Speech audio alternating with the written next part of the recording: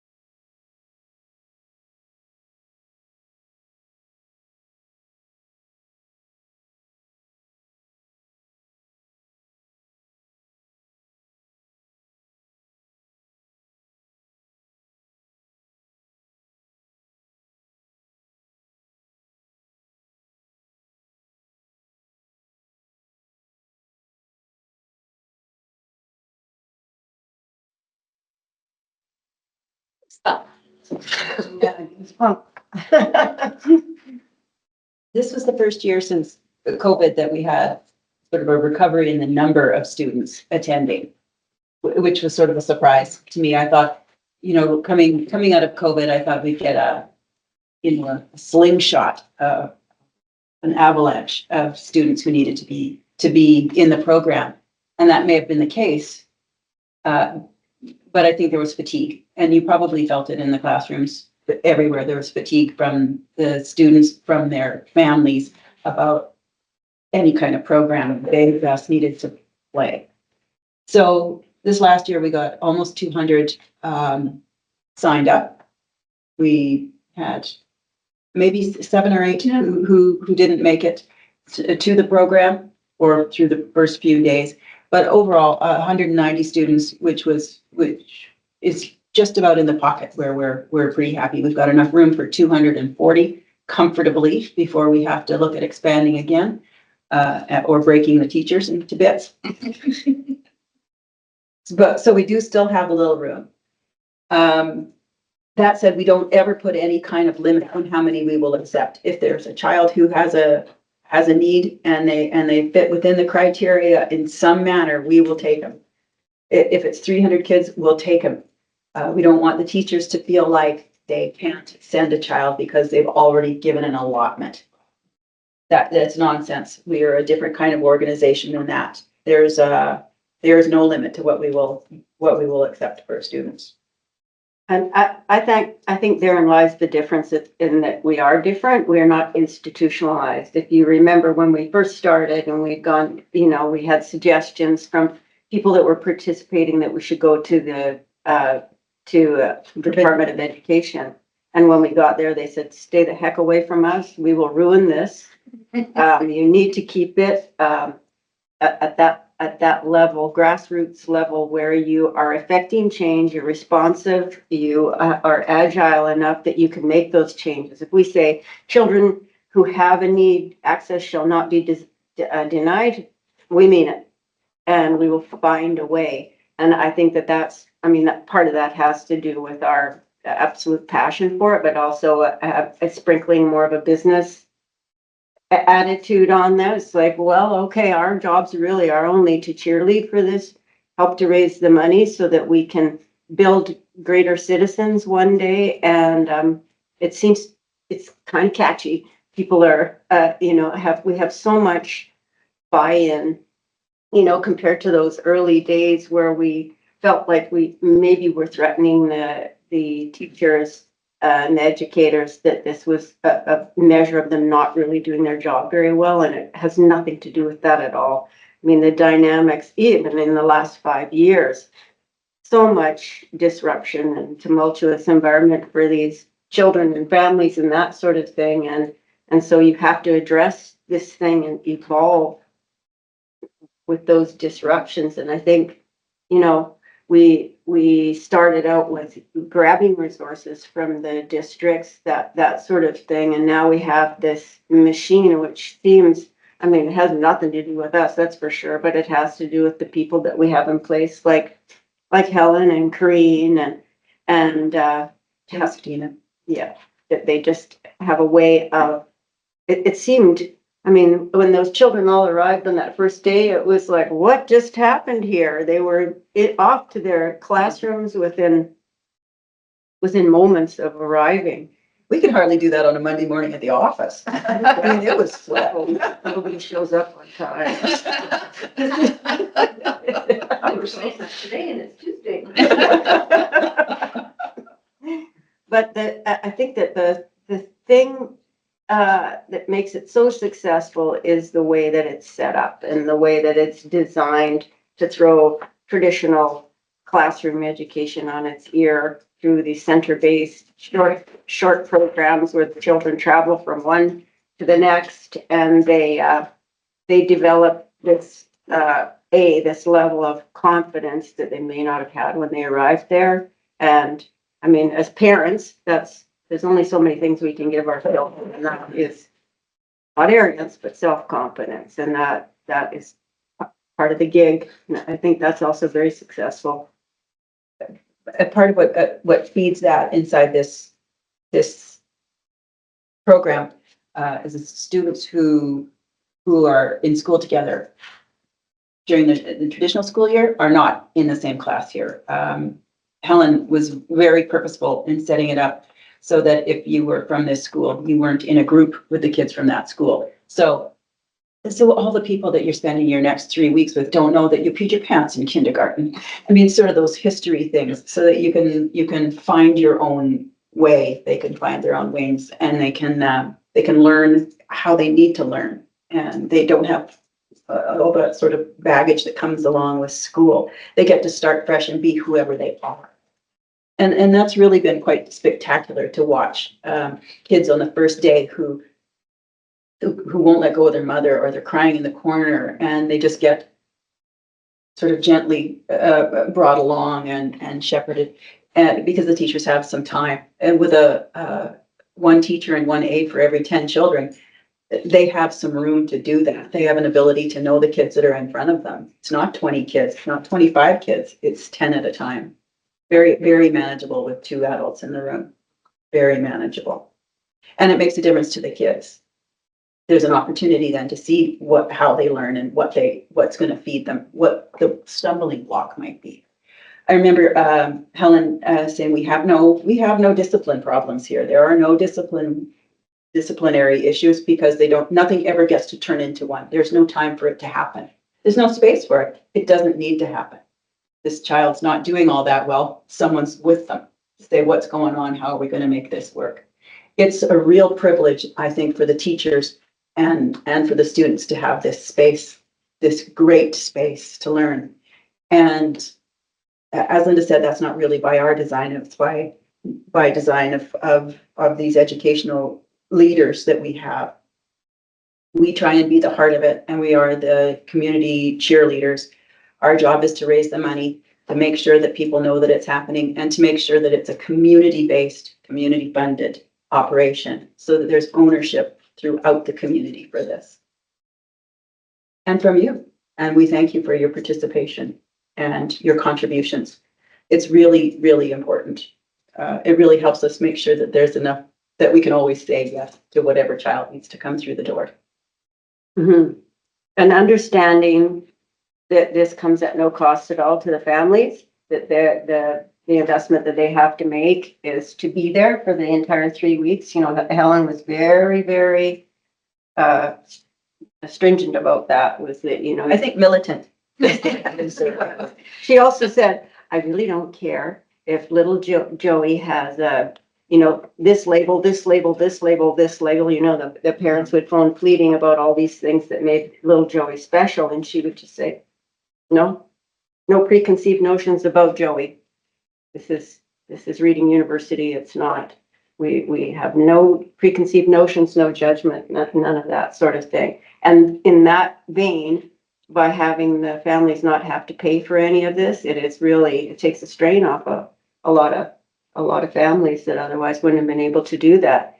And half of the money that we have dedicated to Reading U comes in form of gift in kind, where it's Northwest Polytechnic, of course, is the venue. The restaurants around town that provide They feed them. They get lunch every day for 200 students, every day. You know, I think that's extraordinary. Snacks. and no one ever says no, and no one ever says what's in it for me.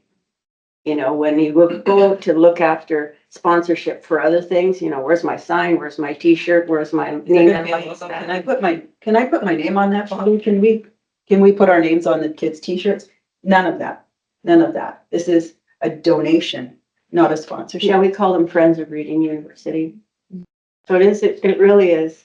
It's, I remember about, I don't know how many years ago, presenting to a Rotary Club, and they said, well, what's your succession plan? And we said, well, what? It was about 2010. It really just started. And some old guy in the Weezers and Geezers says, what's your succession plan? I still have kids in elementary school. Except for that we're sort of, you know, we keep saying, well, we need to build this program and send it out. We need champions that will take this to other communities, and off the sides of our desks, we are unable to do that because we're still very much involved in the businesses that we operate. But I think that we're breeding a few that can take us there, don't you? Yes, concur.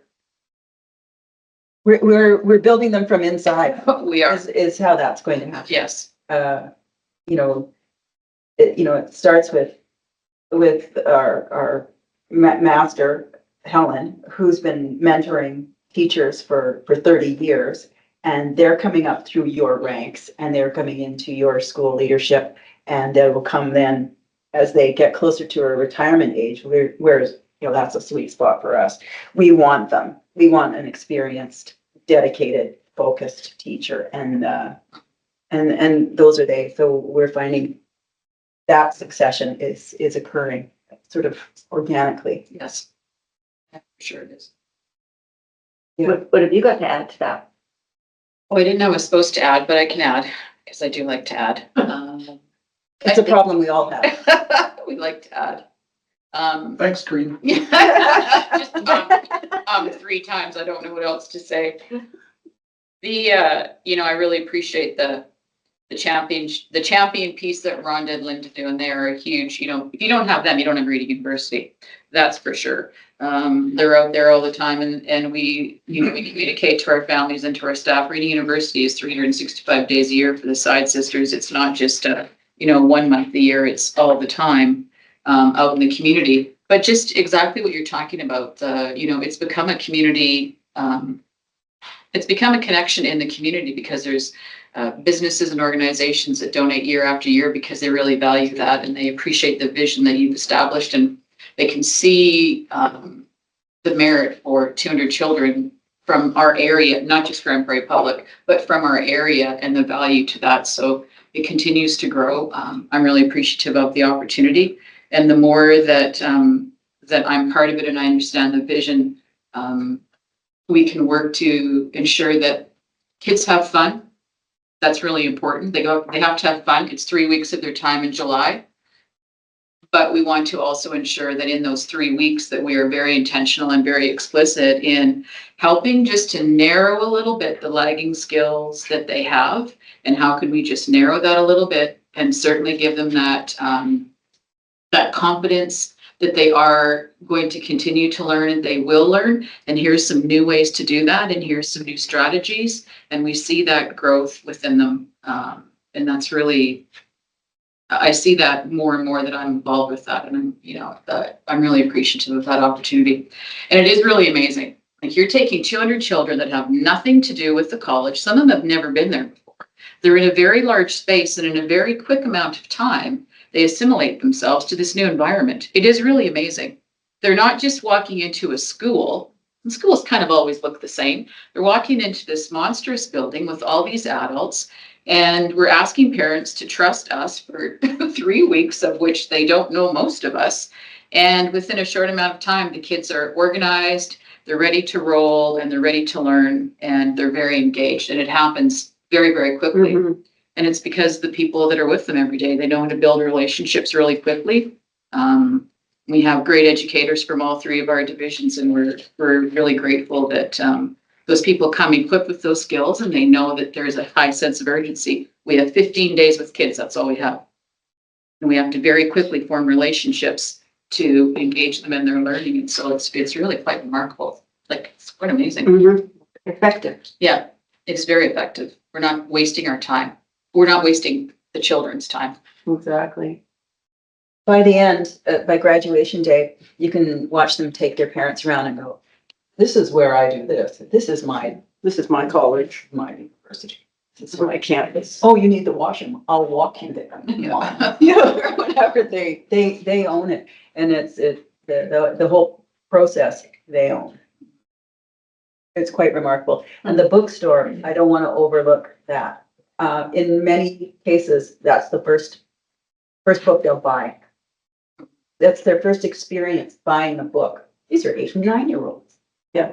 It's also an economic transaction that they may have never made, whether it's in a bookstore or not, but this to be inside of a bookstore, it used to be that case when we went to the library with them too, which seemed, amazing when you were soaking in it as an 8-year-old already, but I wasn't. She will.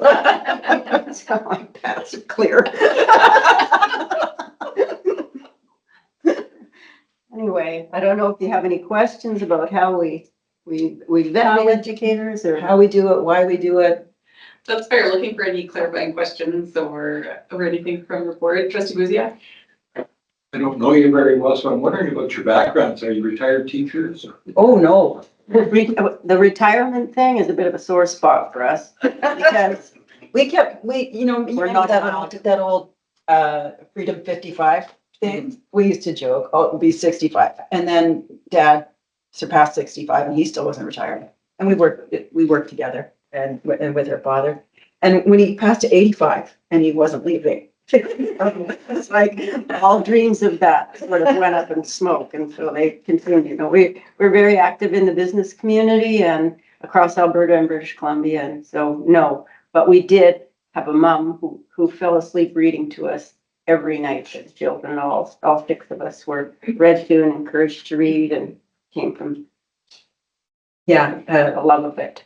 yeah, one of Mom's sisters tells a story of she was allowed, they were in West Peace River growing up, and the librarian left for the summer. They broke in.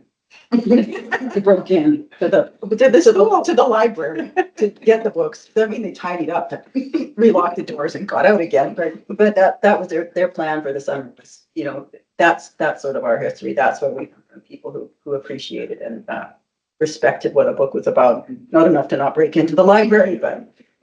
That's a certain amount of respect. Trustee Martin? Just qualifying questions, when I like look at the student stuff and how they get in and stuff. Is it all English? Like, because you see like both our French schools, ours and the neighbor division, they have qualification in a French speaking school. How do they qualify or how do they use the results from that side to get into the school or To qualify, So- it's a good question. We're using the CC3, Rob, is what we use. And so when we know that our grade 3 students in French immersion, that's their first introduction to English instruction is in grade 3. Okay. It's the same criteria that we're looking at for all of our other students. Is that what you're looking Yeah, at? not just Yep. what I didn't realize Yep. Yep. that grade 3 was our first introduction. Mhm. Absolutely. And the children are nominated by their teachers. So that's the sales pitch that is extremely important is to have that, you know, the confidence in the program coming from those educators so that they're willing to nominate them. But yeah, the French schools have been really Yep. big supporters. Yep. Oh, I appreciate that. Thank you. Trustee Cook, you had a question? Yeah, just building on trustee Martin's question sort of about criteria. And it's great that there's this 240 sort of capacity, but how many children would not meet the criteria? That are below the That are criteria? below the criteria? Yeah, so, you know, you want, a couple of things that we think about is, we want to ensure that a student who's going for that 3-week experience, that we can have an impact on them. So if we think about, let's just say the lagging skill gap might look like this. If you've got a student that the lagging skill gap based on their CC3 data is going to be that much bigger, we have to think, in 3 weeks, what kind of impact can we have? What kind of experience is a child going to have if they're coming and it looks that much different for them? And so we want to be really mindful of that. And sometimes the kids that come, it may be on paper that they're like, no, not really sure. But when they get there, we make it work and they turn out to be a good fit. And they have this different experience because we're not school, but we are school. Yeah. And so last year we had a student that the first day, between myself and Mr. Hudema, we're like, we're not so sure about this. That person turned out to be the best fit ever. And what their school experience was vastly different than the experience they had with us because the environment is different for varying reasons that Rhonda and Linda talked about. So I don't know, Donna, if that answers kind of that. You know, I mean, I understand there has to be criteria. Yeah. Well, if the gap is too large, you don't Yes. want to further frustrate a That's right. child. And if they're too high, Yeah. you don't want to Yeah. bore them or make these other ones feel bad about themselves in any way. So it's really important to hit somebody you can affect. I mean, who knew learning could be so fun, right? The other comment I didn't want to overlook was having attended the graduation and many graduations, was the dogs, like that. I have to throw, I mean, besides my bias, it's not a conflict of interest, but around dogs, they were a very nice sort of touch and going up and sort of talking to the handlers after that really went well. And I have to say too, I mean, as Grand Prairie Public, I mean, 96 out of 190 sort of students, and then 21 out of 44 staff makes me feel sort of really very, very, very proud. And I thought the report was really well done. The only thing that I would have suggested, and it's just a minor little thing, to our principal, is when I read it and it said principal, I was like, Corinne's not the principal of Swanhaven anymore. So then it says principal, and so underneath, I just would have put principal like reading. Oh. Anyway, such a minor little. Good thing, to know, But good to know. But really well done, really, really. Any other questions looking around the table? Just Lucy, I can have one more. Can you talk to us about measures of success? So when our teachers put together a report card, so that's an expectation, keeping in mind that the report card is not a traditional report card you're going to see come out, but it is a report card that focuses in the 10 centers that the children are have an experience each day. They're very focused on specific foundational skills for literacy. And so the teachers really are reporting from an anecdotal. We are not reporting from a summative. We are not reporting from a formalized formative assessment. So it is anecdotal. They're keeping their notes. And so the report to the parent is, here's what, here's the growth of your child, and here's a couple of areas that they can continue to work on as they move into grade 4. So we want to make sure that a parent knows in 3 weeks, here's how their child developed, and here's a couple of more things foundationally in literacy that your child can continue to work on. And that's all through teachers capturing that anecdotally. And again, this year we've gone through to say, okay, if we think about the literacy skills that our students need to have leaving grade 3, knowing where they're coming into us, we want to then just tighten up that a little bit more to think about decoding, to think about writing, not story writing, but I need to have this understanding of being a writer. So if I just start with 3 sentences means I can write a paragraph. So we think about everything just in small chunks and building on that. Something big doesn't mean much to a child, but something small that's incremental. And we structure our centers to know that if I have knowledge in this center, I'm going to get opportunity to practice this knowledge in 2 or 3 other different centers combined with. So we're really strategic and very intentional in what our center structure looks like. Fill in the tool Yeah. kit That they need. And the other anecdotal evidence, of course, that we have is Rhonda and I being, run down in the streets for the month of August and September from parents with tears in their eyes and saying that their lives have been changed. And it really is. and starting about now, being run down by parents in the street saying, Can- how do I get my child? How do I get my child in? Sure. I'm going to wrap this up with one final question to the two of you then. Knowing that a lot of our staff are, the Grand Prairie Public staff are there, a lot of our students are there. I'm wondering, is there anything that you wish the division could support you with that you're not getting supported with right now? Nothing Well, coming to mind. I think that it's amazing that those educators are returned. We've had so many that come back because they're as passionate about it. At the moment, this division is looking after proportionate share of the busing, which is, one of the hard costs that we can't get around. I think that we've had support in terms of library, have we not, books and Absolutely. that sort of thing. So, When we put our hand up and make an ask, you've been quick to respond and accommodate all the way through. I appreciate that. You can see the amount of support administration also has by the amount of them that are in your program, teaching and sitting at the graduation. So yeah, I appreciate that. Thank you guys for coming in and giving your time to present to us your findings, but also obviously for the work you're doing shaping grade 3 students all across the city. We really appreciate it. Thank you. Thank you. Did we use up the full 30 minutes? You did. Ran over a little bit. Sure, I'm glad I'm not following that presentation. Not me. It's not math university. Thanks, girls. Thank you very much. Yes, you too. And our next presentation is the optimum learning framework implementation and planning. Passing it over to Deputy Superintendent Robinson.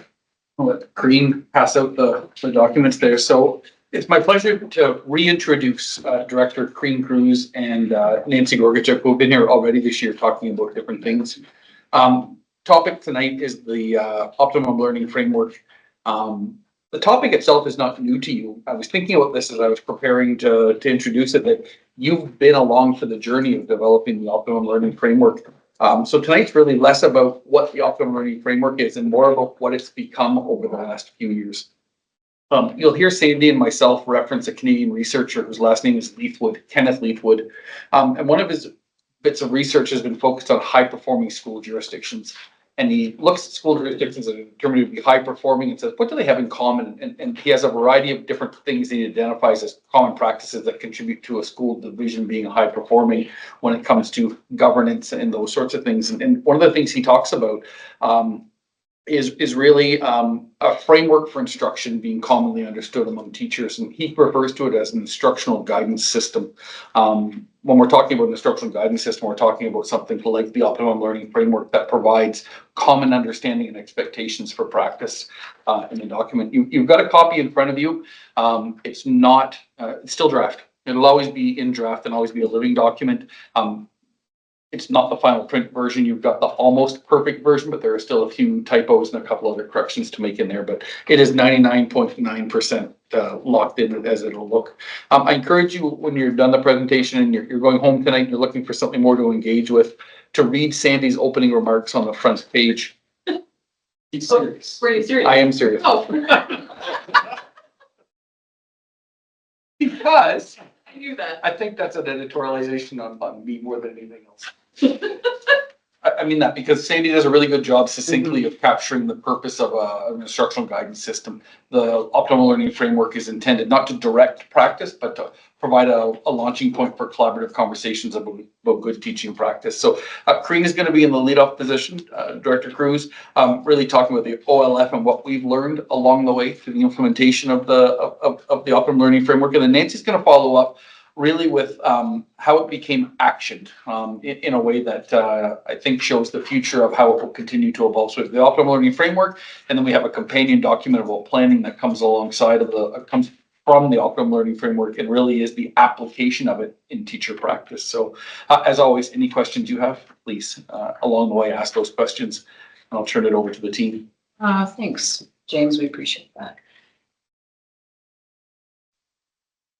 And your video with music and happiness can start now. Yeah, it's great. We just have a dance performance. That's all we have. Excellent. There we go. So thanks again for the time this evening. We really appreciate that. James has alluded to, this evening, what our time is about this evening. I'm going to start and I'll focus in on the development and implementation as it looks like and evidence of practice from the school and the system lens. And then Nancy and I, as James alluded to, we're going to close out evidence of the system level of collaboration and how this is one opportunity to impact change with our optimum learning framework. So James had talked about just Sandy's quote, and so I pulled out part of Sandy's thinking and his vision to start things off. And so when we initially were creating our content, there was kind of a bit of a piece missing. And so we had asked Sandy to really start off as superintendent, what does he see the vision being and what is the communication? And so this part for me is the part that really resonates because our framework is a common thread. It's a common place to start for many different aspects of teaching. And so when we think about that, we really were intentional to design a framework that had multiple entry points. If somebody doesn't see themselves in something, then it's really hard for them to figure out what to do and how this impacts their practice and what their next steps could be. And so we were very thoughtful about that, and we were very explicit in our language. And Sandy's done a really good job to lay the foundation to start our optimum learning framework.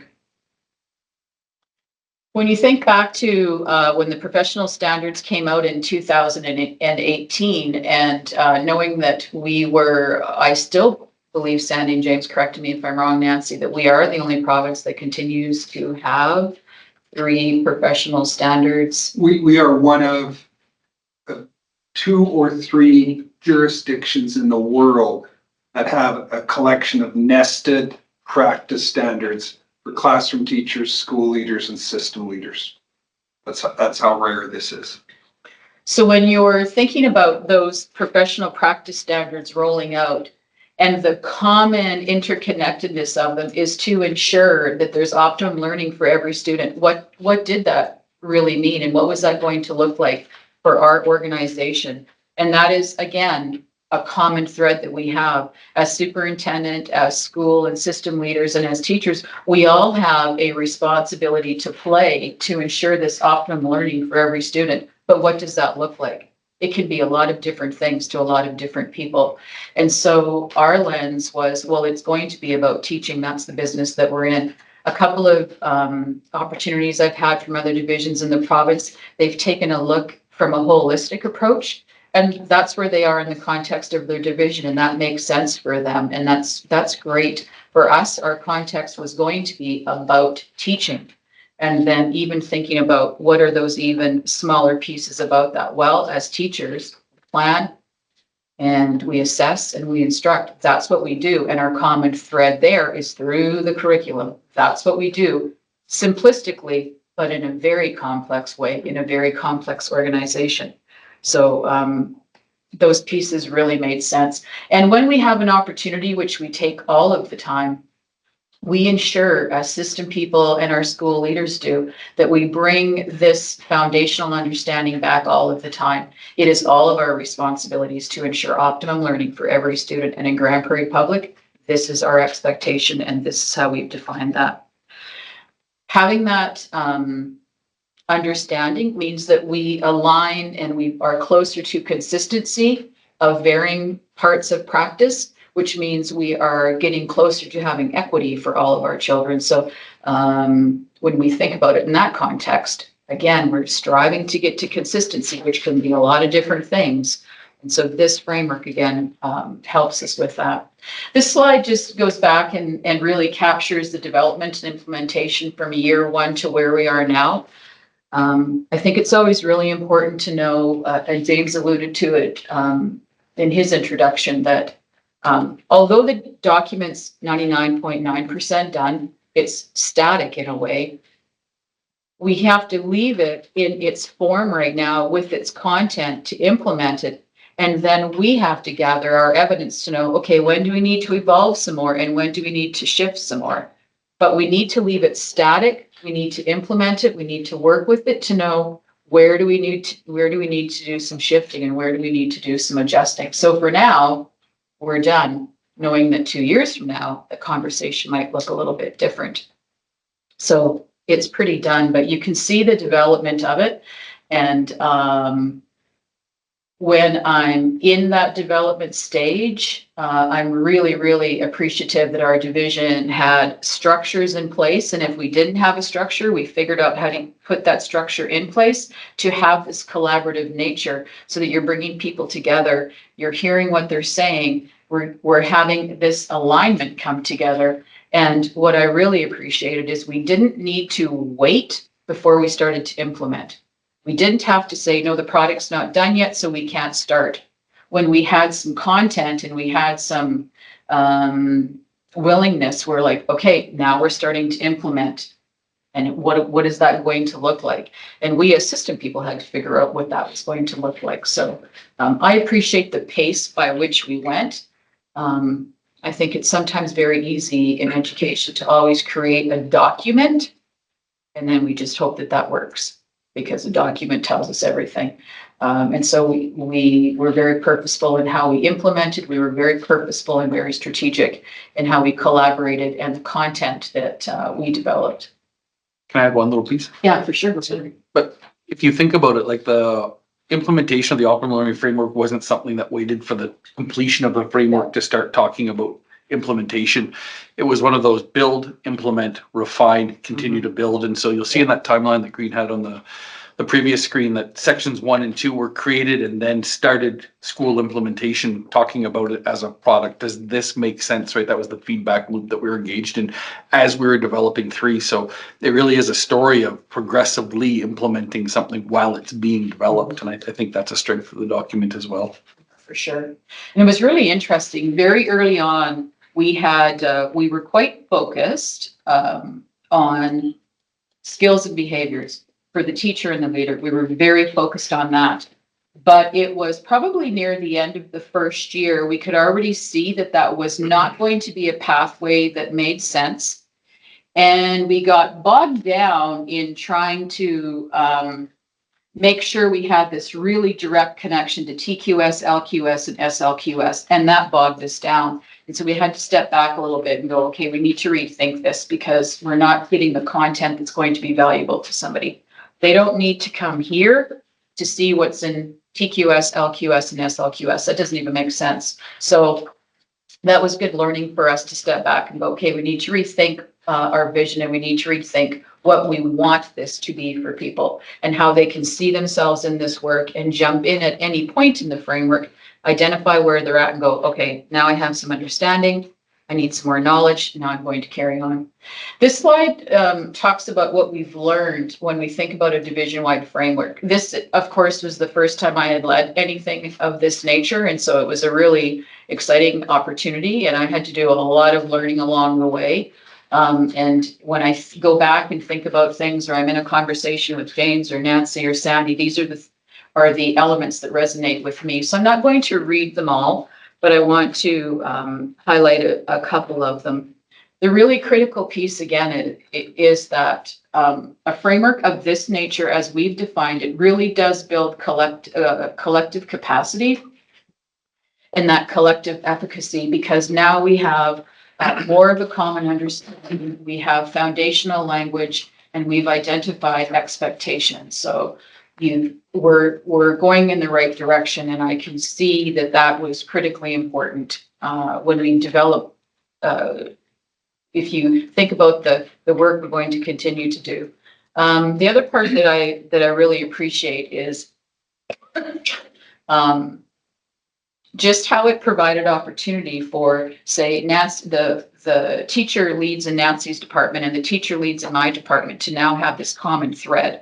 So now when you have teachers that are supporting a system, they now know discussions are planning, assessment, and instruction through the curriculum.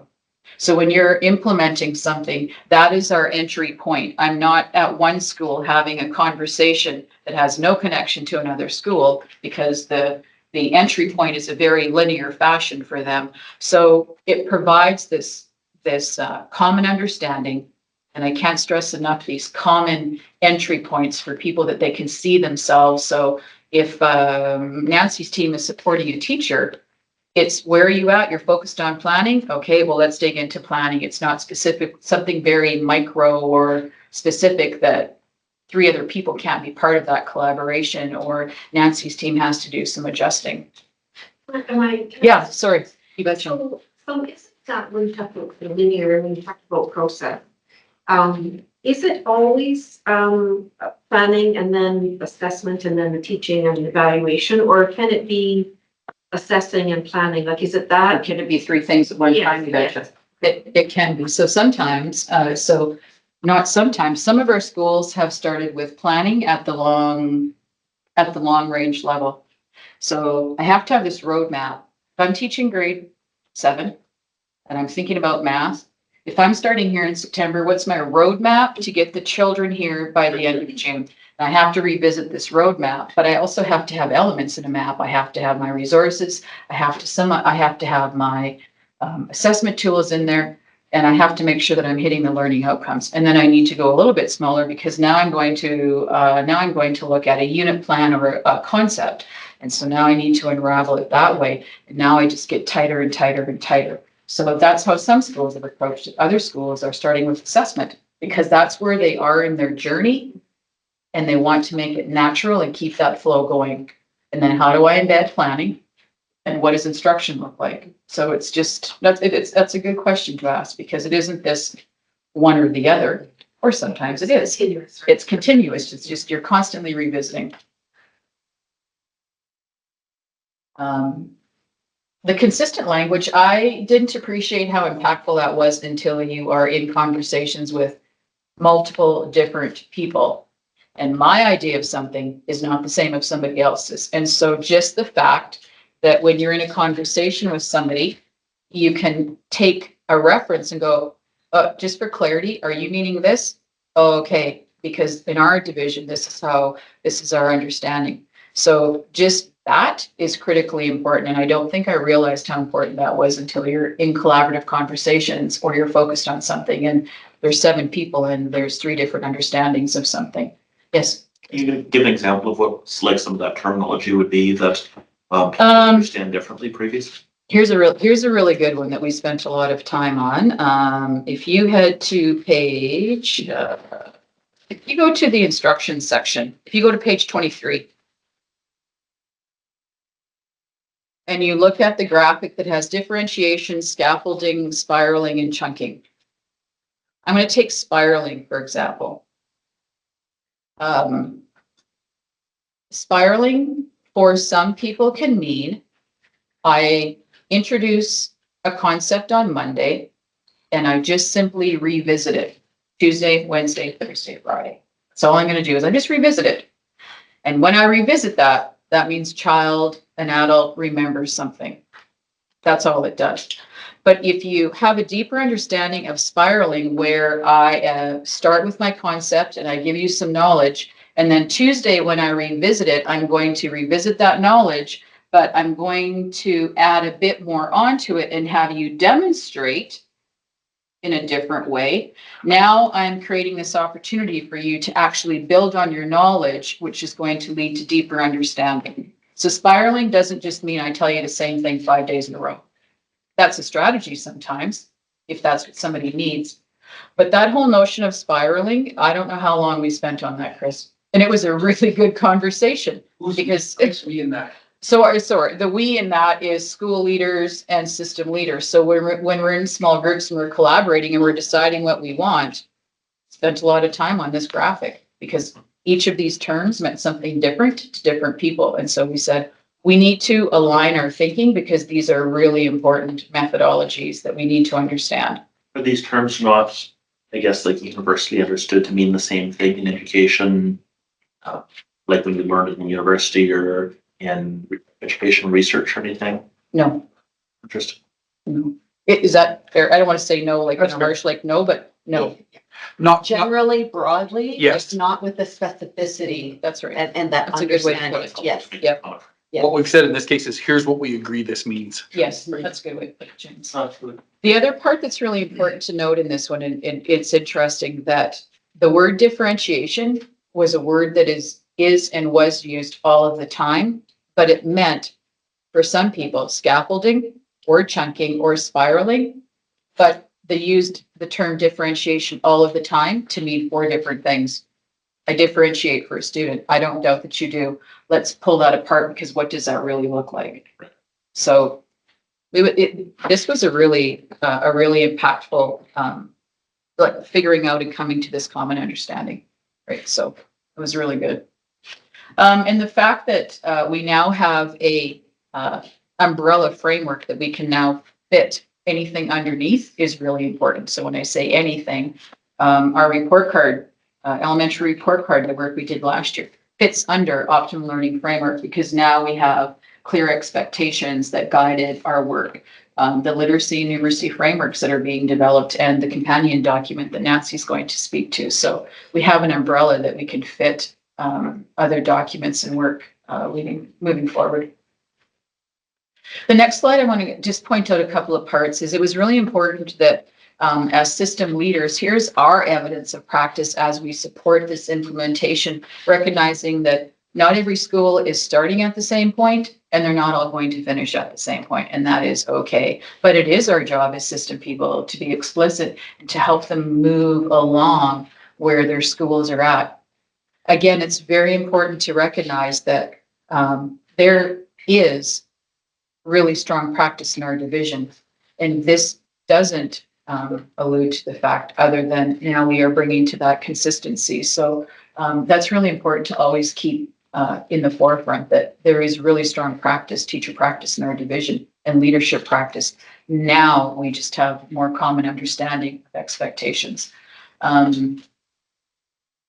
How we determine where we're at and where we need to go with our schools is just the different ways that we gather evidence as system people. So whether that's through our inquiry, whether that's in an insurance meeting, whether that's in a phone call I have with somebody, I then know to come back to say, hey, are you hearing this? Because I'm hearing this and I'm seeing this. It's really good. Let's move things along, or let's stop, because now we need to stop and get some more knowledge before we can move on. We've got our beliefs. We all know we believe it, but now we need to, assessment will be the next piece that, for me, that we start to tackle and work with school leaders around assessment practices.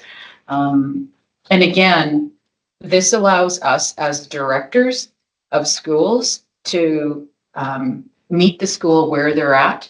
School leaders are doing a really, really outstanding job of differentiating for their teachers. Again, that sounds like it's pretty easy, but that's not pretty easy all of the time.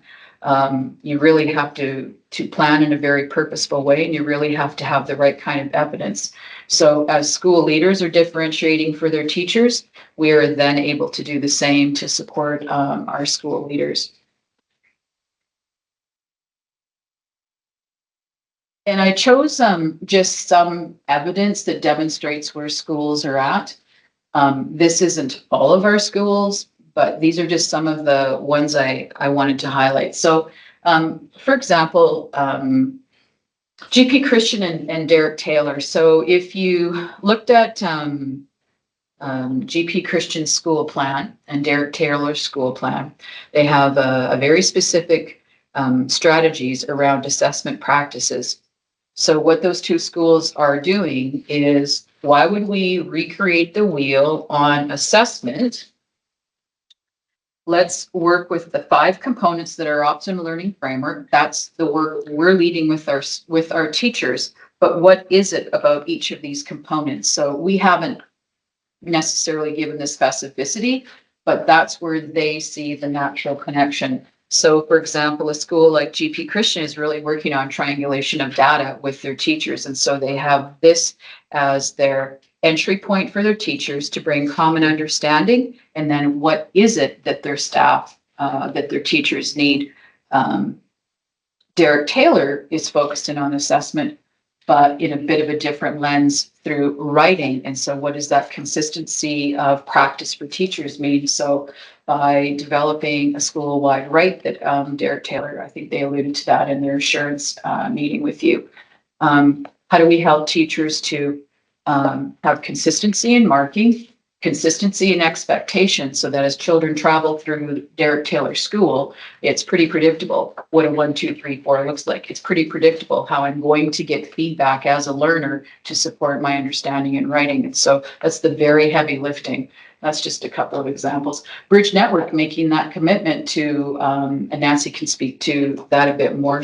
That's the school that she specifically supports, but creating that bridge network way, for lack of better terms, and aligning it to the Optimum Learning Framework. So there's a connection that Bridge Network sees as a natural pathway for them. I don't know if you want to speak a little Well, bit to that. they had this document called the Bridgeway, which would hear them speak to, but in light of the Optimum Learning Framework, they were just like, we should be addressing then each of these important components that are in the optimum learning framework. So one of the discussions we had was that in the Bridgeway document, nowhere were they addressing and building understanding as to what assessment looked like. So it was through reflection. They were just like, oh yeah, we need to make sure we're aligned, that our work is also aligned with the optimum learning framework. And just even the last bullet may seem like, you know, school teams start each staff meeting or a PL Friday, making that connection. That's critically important. There are a lot of moving parts in our schools and in our organization. And so our school leaders are very, again, intentional to make sure that there's all these connections, that the division has a plan, we have a plan, we have an optimal learning framework that connects the pieces. How does our inquiry fit into what is optimum learning? Specifically communicate around unit planning. So our leaders are intentional in referencing and making connections. And so the more I see a document and the more that I hear that language, and the more it makes sense to me as a teacher, because a teacher is in the here and the now with the 35 or 22 kids they have every day. That's their reality, is the here and the now. And it's our job to look at the bigger picture and that of a school leader. And so how do we support that understanding? So I'm going to hand it over to Nancy, and she's going to talk about our collaboration and the work that we've been working. Yeah, so I think when James had said the actionizing, I think first of all, just even the fact that Karina and I are sitting here together today, I think that just really is the visibility of the evolution, that we can't talk about the optimum learning framework in a silo, that as directors, we had to work together.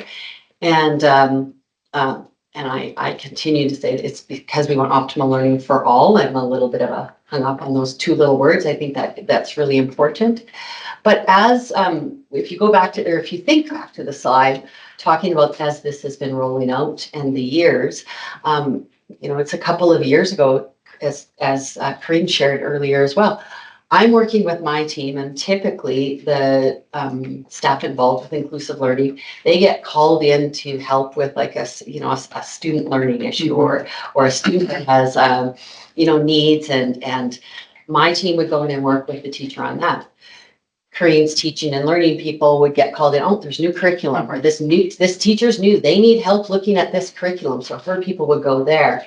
And very quickly with the optimum learning framework, we realized that we are losing efficiencies of supporting teachers, because at the core, they need to be looking at the student, the teacher, and the curriculum all at the same time. And all of the people that we're working with, need to be called to attention to do that and understand their role in that. So as we were building skill sets and springboarding from the optimal learning framework, working more closely with our people, realizing that framework really is, as Sandy shared, like it's the framework that we're operating from. So it's the being. This is the one way. It's our beliefs in our system as to what we believe optimum learning requires and what we need to do. And as I was working with our team, the learning support teachers, administrators, and with our teams working through this, they had a lot of really great questions, and they had a lot of, but how do we do this? What do we do? We were also learning that we were really converging in the area of planning, because planning encompasses assessment, instruction, the learner. So we really found that a lot of our work, when we were sitting alongside our teams were sitting alongside, they were sitting with teachers and they were planning. So one way that we helped it make sense in the being, knowing, doing is that if the OLF, the optimum learning framework, provides the beliefs and the being, this document that we had a vision for, we wanted it to provide greater detail, because we were pretty careful with getting concise and being, getting to the point in the OLF, but we took the opportunity to break it open a little bit with planning. So to give like the how-to, so more of the knowing and the doing support. So if you look at the components of planning, so in the optimum learning framework, The components of planning are divided into 4 components. So it demonstrates knowledge of curriculum, demonstrates understanding of learning, demonstrates planning for assessment, and demonstrates planning for instruction. And what we thought with planning is would be very helpful is if it wouldn't matter where an instructional leader, a teacher colleague, if you're sitting alongside, what area do you want to focus on? And so what I've highlighted here is just, let's say that you're sitting alongside a principal is sitting with a teacher, and that teacher's like, you know, I'm looking through this and I'm looking in the framework, and I know that I'm supposed to be planning for application of effective pedagogy. You know, but what does that mean? And so in the planning, in the companion document, that one focus area turns into a whole section for anyone in our division that's working on it. So in each section, it provides, so this one was planning for effective pedagogy. It's going to provide a little bit of a definition, again, to help that, because we want to make sure we're reminded that all of us are using the same common language. There's some guiding questions, because what's happening at this time is there's likely someone sitting alongside with you. You're having a conversation about this. You're digging into this. So each of the areas in the planning companion document has some guiding questions. It has some resources, and they're live links most of the time as to where that person can go to get some documents to support them through that. And then there's some reflective questions. And if we're seeing this as a session that an administrator or is sitting alongside a teacher and working through this, those reflective questions we saw as something that they would be left with. The teacher would be left with those to further and to deepen their thinking in that area. But the work didn't stop there. And this is, again, the OLF may be done, but the actual work didn't stop, because as we gave this companion document, we worked with a group of administrators, fantastic group committed to it. And as they're working with it, they started asking more questions. Like, what does this look like then? What would we see? And so then we went back to this group. And so for this one, for example, they then came back and said, okay, well, what would that, if we're planning for effective pedagogy, what would that look like? So they've brainstormed the look-fors as instructional leaders. These aren't a secret. Teachers know about these as well as they share them. Okay, that's what that means. And this is real-time learning for us, because we're actually coming back to the administrators tomorrow, because this is a bit of a laundry list. You don't need to read this. My slides are actually terrible tonight. I apologize in advance. But these laundry lists then go back to the administrators to now, we come back to theming them and bringing them to life and making them in a user-friendly document. So these have all been turned into 11 by 17 one-pagers that are in front of the administrator when they're working. So when they are working, so they have their questions, they have their look-fors. And I'll just add, Nancy, and our administrators have been working in their schools with their teachers on these. They're talking about them. They're identifying their priority look-fors in their schools and their classrooms and that sort of thing as well. Yeah, so you'll hear that language is now to the look-fors. It's just becoming a little bit more common. And the other piece, just that, like, that's my last slide, but the other thing I want to say about the action of it is, prior to this work and the convergence of really focusing on optimum learning, when I would have gone out to my schools, for example, as the director of inclusive learning, my principal meetings would have been about how many EAs they want to tell me that they need, and they want to talk about the different needs. I'm just coming off of, in my role, meeting with all 18 principals about how they're supporting teacher planning. And that's just really exciting work to be able to know how, as a director, not just of my schools, of all schools, how I can further support them in that work to impact optimal learning for all students. So I just think that's a direct result of this work and the focus on supporting teacher planning through the optimal learning framework. Well, For all optimal learning. Looking for questions for the group. It's funny, when I didn't know about your slideshow, so when I was going through your report, the kind of two questions I had was, how are you gonna know it's working? Which you told me. And then I've struggled since you started talking about this framework in 2021 to just it was this big. What is this? thing. Yeah. And how is it gonna make an impact? And you've given us tidbits, but I feel like tonight you gave some really concrete examples that made sense in my brain. I'm sure you did before, but tonight it made sense in my brain of how it works in practice. And I appreciate that clarity and just seeing how that works. Yeah, I appreciate that, we appreciate that feedback because it is something very large to try and figure out how to conceptualize. I would say initially that people would have thought that it was going to be this checklist. Well, you can't use this as a checklist. That's not the intent of it. It's not prescriptive. It is explicit. It's foundational. I can go to a section that's important to me that I want to deepen my knowledge and my understanding to then go, you know what, when it comes to planning, I don't know that my instruction and my assessment line up the way they need to. They could be a little off kilter, right? And that's really easy to do. So I can go here, get a little bit of knowledge. This isn't everything, but it takes me then to the next to go, okay, now I need to deepen my knowledge and I'm going to do it this way. Perhaps I'm going to read a book. Perhaps I'm going to listen to a podcast. Maybe I need to do some professional learning in a different way. But it leads you, it's a starting point to then go, where do I need to go next? So I really appreciate that kind of filled that in for you, Joan. That's important because that was what tonight was about. Because I don't need to come and talk to you about optional learning framework. You don't need to hear that anymore. You do need to know the impact that it's having in our schools and to know that it's incremental. You're not going to have this, it's not going to look like that, right? But it's going to be incremental. Any other questions or anything you're curious about? It's a good presentation. You left us with nothing. Score. Who's next? They have big shoes to fill. Feel free to stay for the rest of the meeting. We'd love to have you guys here, but also I understand if you're running away. Never running. Well, thanks very much for the time. We really appreciate that. Thanks for your time tonight.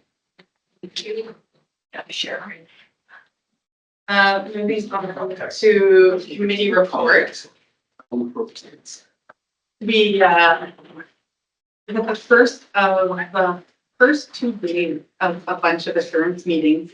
So assurance meetings, just to recap, are when our board meets with administration teams from all of the 18 schools for the meeting, where we hear directly from them on the priority outcomes, the processes, evidence that students and staff are using, growth strategies, things like that. And,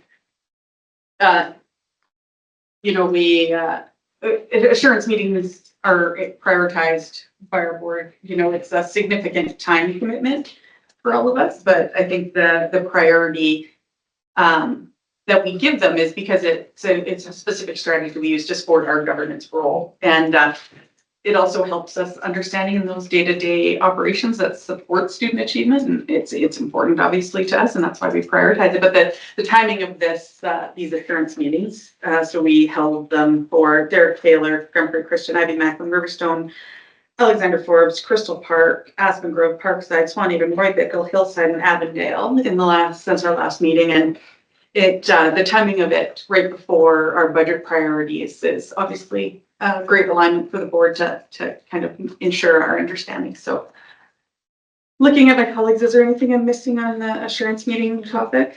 No? That was a lot, and they were a lot. Looking forward to the next groupings of them. Next week, I think we have some more. Moving on to Public School Boards Council. Vice Chair Cook. Thank you. So I attended February 6th and 7th, just last week, I guess it was, and in Edmonton. First day of the 2 days is focused on sort of information and professional development, I would say. And so oftentimes one of the divisions will do a presentation, and this time High Prairie School Division talked about redefining their community engagement plan. And so they're quite a vast zone, small, but certainly has quite a rural component and quite a French and Indigenous, and so they were really looking at how to define community engagement. And they did increase their assurance sort of surveys, parents' assurance surveys by 4%, which was a big success for them. And essentially what they did is they used a variety of focus groups and smaller sort of style meetings to get feedback from parents. The next session really talked about trust in trusteeship and the core values of credibility. And I know everyone is very busy, but if you look on YouTube, there is a video, and I was going to show it tonight, but I thought, well, we've got a big night. So it's called The Wisdom of Geese. And so really, it talks about sort of 7 leadership lessons that, you know, we can learn from geese. And so it's hilarious, but yet it's very sort of serious around a common vision and mission, you know, visibility, you know, the humility, empowering others to lead, recognizing others' work, supporting each other in challenging times, and remaining committed. And these are all things that geese do in Canada Geese. And so it's, like I said, it would be worth watching. Or if there's ever a time when we have a PD day ourselves as trustees, I will show it, because it would be, you certainly would see the relevance in it. And David George was the facilitator consultant, and he did an excellent job presenting, you know, leadership and leadership strategies. And he's a consultant and former teacher from Medicine Hat. Then Sorry, Donna, I apologize. What's the name? David George. No, the name of the video. Oh, the video. It was on the Wisdom of Geese. Wisdom. Please watch it and then let me know what you think. Then the next session was hosted by Wetaskiwin, and they talked about understanding the basis of regulation, basically the brain. And it took me back to sort of my university days, thinking about brain and brain development. And one of the takeaways was just a reminder that the brain is not fully developed for women, females, until 25, and then it's a little bit later for males. So it was talking a lot about 42. 42. There you go. There you go. So once again, it was a good session that you know, really talked about the importance in brain development and learning in our children and our students. And just some of the teaching that these 2 psychologists, it was Jody Matega and Christy Gillette, do for Wetaskiwin, just to remind and support sort of teachers and system leadership about the importance of understanding the brain and regulation, in particular around, you know, flight or fight responses, and where people are making decisions at different sort of times with stress, etc. The next session was really around building your Métis foundational knowledge, Métis history and identity. And so Lisa Cruikshank from Rupert Science Institute did the presentation. And so they did a little bit of a challenge. So when they were doing sort of some of the teaching and the education components, you know, there was some competition. So I won a book, which in turn is called The True Canadians Forgotten Nevermore. I think we have a bit of a library. So I think I would like to see that is donated. And so it's got some excellent sort of history around Métis. So I know we're quite busy, but one of the things that we did is some tabletop exercises around some myths and facts. So a myth or a fact: Métis post-secondary students do not pay for tuition, books, or residence. Yeah. Yes, that's right. So in fact, the Métis Nation of Alberta has worked really hard to secure bursaries to aid prospective Métis students. And so there are Métis scholarships, and Rupert's Land actually has a post-secondary funding program. Just another quick one. The population, myth or fact, the population in Alberta of Métis people is less than any other province and territory in the country. Yeah, so Alberta is actually home to 114,000 identified Métis people, which is the largest population in Canada. Oh. And having just been in Manitoba a couple of weeks ago for work, I would have thought it was Manitoba, but actually Manitoba would have First Nation community, and so then have a lesser Métis community, which is why Alberta actually does. One more. Indigenous people do not pay income tax. The only Indigenous people who do not pay income tax are status First Nations people who work for a business and organization on reserve, and Métis people do pay taxes. So anyway, there were several more, but it was just a really good opportunity for, for that, for education. And then in the evening, Ryan Jesperson, who's the host of Real Talk, he came and sort of addressed and actually pushed a few buttons around protecting public education in tumultuous times. And really, I think that the lesson is we just need to focus on continuing to do the great work that we're doing in public education. Then the Friday was actually the in-person meeting, where it's the business meeting where the directors give the report, sort of an update. Just as a reminder for our division, we're asked if there is any correspondence, and we're sending letters to the minister or elsewhere. If we would sort of CC PSBA, they would like that very much. There was a quick environmental scan on how school boards were being affected by Bill 13, the Property Governance Act, and really I think everyone held a similar sort of view around sort of not understanding fully, what the implications will be, and that we're sort of waiting for the guidelines to be finalized. But there certainly are many divisions in very different positions. Some having schools potentially closing and what to do with the land, and some having surface schools.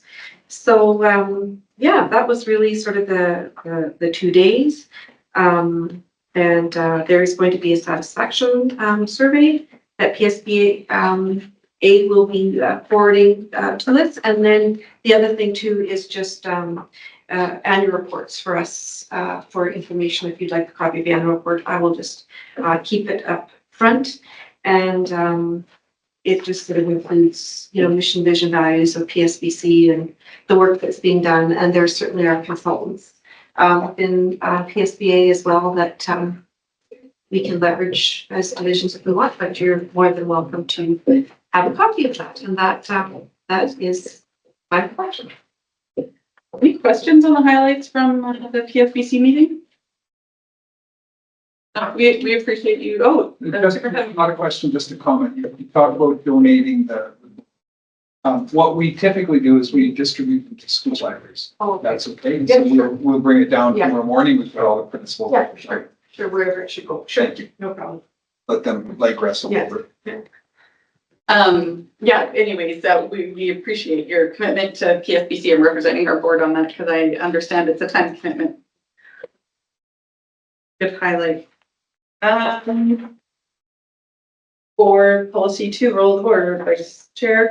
Okay, so draw your attention to the package. We have some of the corrections that on behalf of Trustee Buziak and Trustee Johnson and myself, we met. So it's policy 2 with revisions, and it's a 5-pager. And so we're suggesting if you approve under the specific area for board responsibility, I'm looking at page 13 and 31. We're suggesting under accountability for student learning that we change the wording of 1.6 from conduct to support school and program reviews as necessary to monitor the achievement of outcomes. So no S on the support, right? Support school and program. Another good catch. So that was the thing to change from conduct to support, because that is what we do is we and then further along on page 31, we were hoping under political advocacy under 6.5 that we promote regular meetings, maintain timely, frank, and constructive communication. And we just thought we should just say with elected officials. And because in fact, it could be our local officials, and it certainly could be federal as well as provincial. So we just thought elected officials might make more sense. And then under 6.6, the item below it, arranging meetings with elected, we could actually say elected officials there as well, thinking of that, slashing the provincial and federal, just saying arrange meetings with elected officials and staff. We thought that we should add and staff to communicate and garner support for education. And that brings me to the end of our recommendation for the approval of role of the board. Trustee Ola? So on, 6.6, you're adding staff and arrange meetings with elected provincial and federal No, government just, officials I think just with elected officials, if we could make that suggestion. or I not move, have it, elected provincial and federal government officials in 6.5. Oh, and I then don't know add, what the and then line add- change. add local too. I was just wondering why we need both of those. Right, promote regular meetings and then arrange the meetings. So we could promote. Promote and Promote and arrange. Sometimes when you look at it, you don't see it until you verbally discussing it. But yeah, that could be a suggestion we make, is that we merge 6.5 and 6.6 and just say promote and arrange regular meetings and maintain timely, frank, and constructive communication with local and provincial and federal elected No, officials. with elected officials. Okay, so, And staff. so we'll, And so you're good to take that out? Okay. Yeah. Okay, good to take that out. You catch that? Is there any other questions on the? I just had a question. 8.12 is under fiscal accountability, where it talks about at its discretion ratifying memorandum of agreement with bargaining units. And then number 9.1 is ratifying memorandum of agreement with bargaining units. Do we need both? I don't think it's a big deal, but I was just wondering if it seemed a little redundant. I think so. I think that's another good catch. Which one's 8.12 and 9.1? It would probably be delete 8.12 and leave the other one in under human resources. Probably makes a better fit there if everyone's in favor. Yeah. Good catch. So 8.12, so it is 12. yeah, 8.12 further down. So 8.12 is further down after 8.1 down the page. So we would suggest to delete 8.12 and the recommendation is to keep 9.1 because that ratified memorandum of agreement.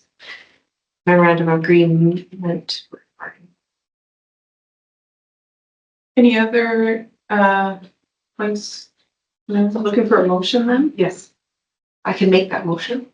Okay, to make, Or do you think? yeah, I could make the motion that policy, that we approve policy 2, role of the board, with the suggested revision. Any discussion on that motion? Call the question, all in favor? So, good policy to review at this time of year. You know, if you print off a copy and you keep it with you and people talk to you about, what does the Board of Trustees do? Again, this policy has been reviewed a number of times since 2009. No substantial change in beliefs about what the role of the board of the Grand Prairie Public School Division does. So as people are talking to you about things they'd like to accomplish as a trustee, if it's not in board policy 2, that's something that you can speak with them. It's that opportunity occurs every election. So I think it's just a good general reminder as you're having coffee with potential trustees and that to specifically refer to board policy 2 and board policy 3. So you're saying we should print it off and keep it in our code? And Folding. Yeah, can chest pocket. Yes. I hyperbolize it a little bit, but I did want to point out, because that, to me, that there's no, quite a deep, thorough review the committee gave of board policy 2. Quite a deep, thorough discussion at the table. No substantial differences in beliefs about roles, which is really quite a lot of consistency. Fair point. Moving to Advocacy and Engagement Committee, Trustee Martin.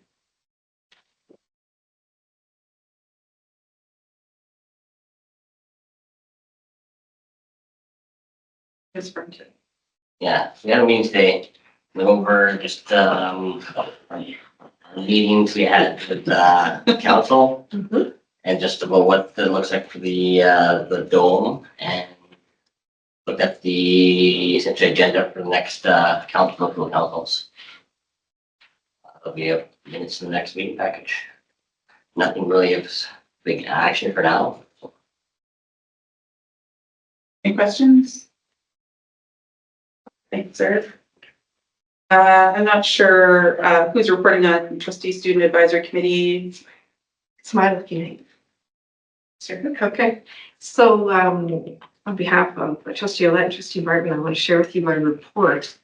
We had a great turnout of students, and I want to make this sort of point that Superintendent Don, when he sort of opened meeting this time, he's done a really nice job of talking about the land acknowledgement, but he's taking it a little further sort of each time and engaging the students and saying, hey, are there some Indigenous activities that are happening at school that, you're participating in? And so I just thought that was a really nice touch, because they talked about, oh yeah, dancing, smudging, drumming, there's some of them are involved in the teepee sort of, going up. And so, that was really, I think that was really sort of a great way to really continue to make the land acknowledgement real. This meeting, we sort of focused on what sort of we call the citizen sort of facilitator, and just inspiring the students so that anyone can to step in to help sort of solve a problem or be involved, and the importance of what student voice was. And so we talked about what their student voice is, and Superintendent Don also reinforced that students sort of when they're at our committee meetings, they're not representing necessarily their individual self, but they're there to make sort of a difference and sort of represent their school. And then did some great work, I think, about brainstorming a list about sort of our communities and where we go sort of within our community, and where do you feel like you belong? And there was a purpose sort of for this line of questioning and sort of the group work. And it is really great because sometimes the students will do work sort of in sort of groups of 2 or groups of 3. And then when we get to the deck work, which I know Superintendent Donald will talk a little bit sort of more about, that was really exciting. We engage students and sort of talk about the various sort of priorities to sort of make our work, I think, real. So we talked actually about that was all part of talking about belonging and what belonging is all about. We talked with them about sort of assumptions. Then actually it flowed nicely into talking about sort of welcome and caring, respectful and sort of safe communities. So again, survey, like making sort of the questions related to the survey around, staff knowing me and, recommending my school to others. And then we engaged them further with talking about how can you individually sort of make a difference. That led in sort of really nicely to the ducks that you see around the room that I know that you'll be seeing, or actually have the teachers already said, their principals already seen them. So can I hand it over to you? Because sure. It was a great sort of tool and technique that the two of you did. Oh, this creative metaphor is entirely Mrs. Fricas's. Okay, well, she gets all of the credit for it. We use a variety of different learning techniques to engage our student advisory committee. But really what we wanted them to be doing was engaging in sharing their perspectives with the trustees and who are in attendance about what constitutes a positive school culture. And all of the activities that Trustee Cook described, or the lead up to this kind of culminating activity, represent your thoughts visually using these ducks. And ducks, similar to the wisdom of the geese, right? The metaphor is ducks travel together. What brings ducks together? Ducks of a similar kind, ducks in a common environment, that sort of thing. And so the ducks that you see scattered throughout the boardroom this evening are representative of our students thinking about what makes a positive school culture. Behind Trustee Olet is Dennis the diversity duck. And we had students who identified, we feel safe and we feel like we belong when we know there's people like me. And that's one of our youngest students to use that very description, when there's people like me there and I identify with them. Or when I'm with in a group, a diverse group, right? It's a characteristic I value. It makes us better and those sorts of things. So really positive, just a little twist on how we kind of capture their thoughts, but also gives us something neat to bring to a board meeting. And you can get your ducks too. Mrs. Frickus got them through Amazon. So if you're looking, there's multi-size ducks. You can have yours too. And not to cut you off, but the next meeting will be March 6th. Thursday, March 6th. Can we all attend? First Thursday Teachers Convention. Mrs. Frickus will be unable to join us, unfortunately. So it very much continues to be, those students are so inspiring, you know. Anything to add? Trustee Collins? No, it was great fun to work with the students on the ducks, and I think everyone really enjoyed that part of the meeting that we had. Yeah, some of our more quiet students were really highly engaged in the activity. It was really nice to see. Yeah, no, it was great. They didn't follow the truck, a lot of squeaking though. Well, Oh, right. you can't give a group of students and a couple and teachers and trustees ducks without speaking. no, maybe one. Thanks for your report on that. Individual trustee reports, trustee Olet, start with you. Just more of a thank you to Sandy Fredlin for her years of service to the whole division. On a personal note, it's been 7.5 years that Sandy has helped me personally as a trustee. I'm sure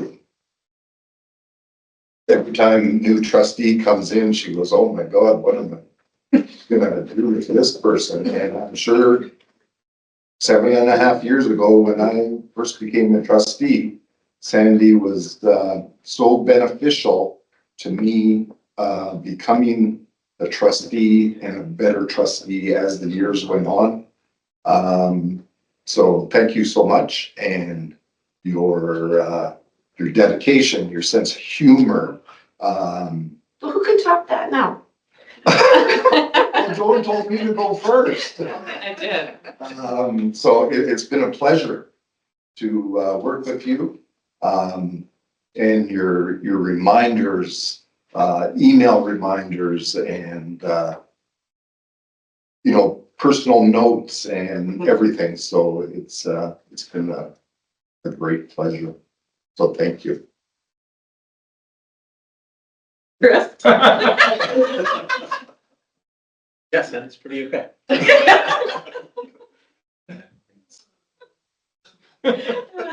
Trustee Bruce, yeah. All the way over. Just bouncing. Well, I have to say, I reiterate what Trustee Willett said. Thank you very much for your help. We had a report from Chair Nellis that school assurance meetings are ongoing for Brigham University, and I look ahead to the superintendent's report, and I see there's an item there, AERR review meeting.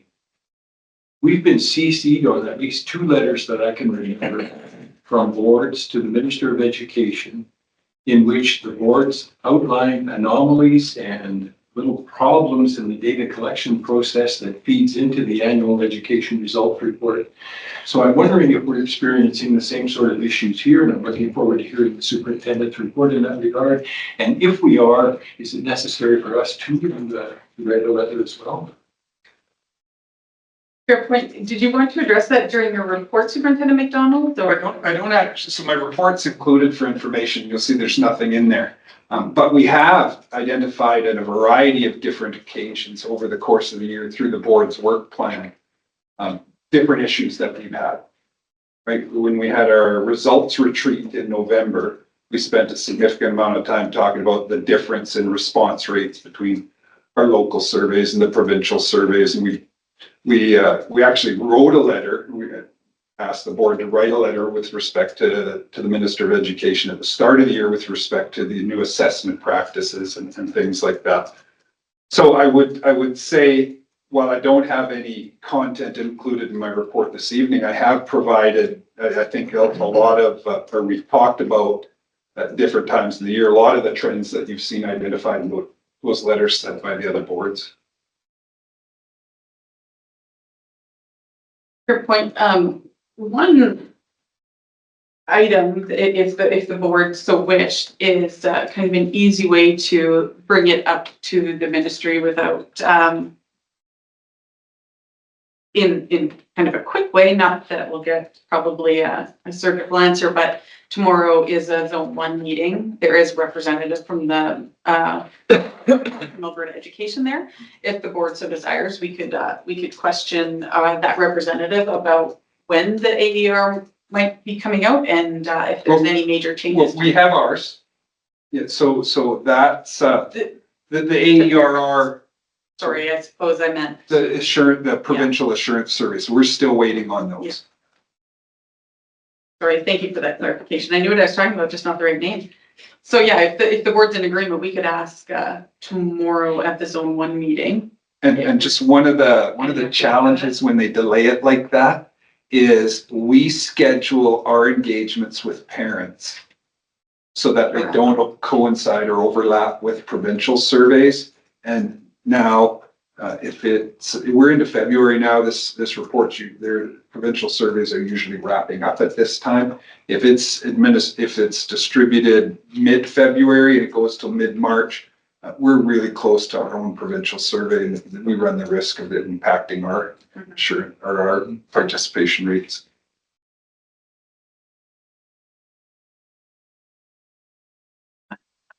Trustee Martin. Yeah, I just want to echo Andre said, it's been a pleasure getting to meet with you.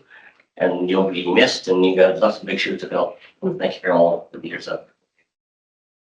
You're not leaving your shoes. They're probably not that big, yeah.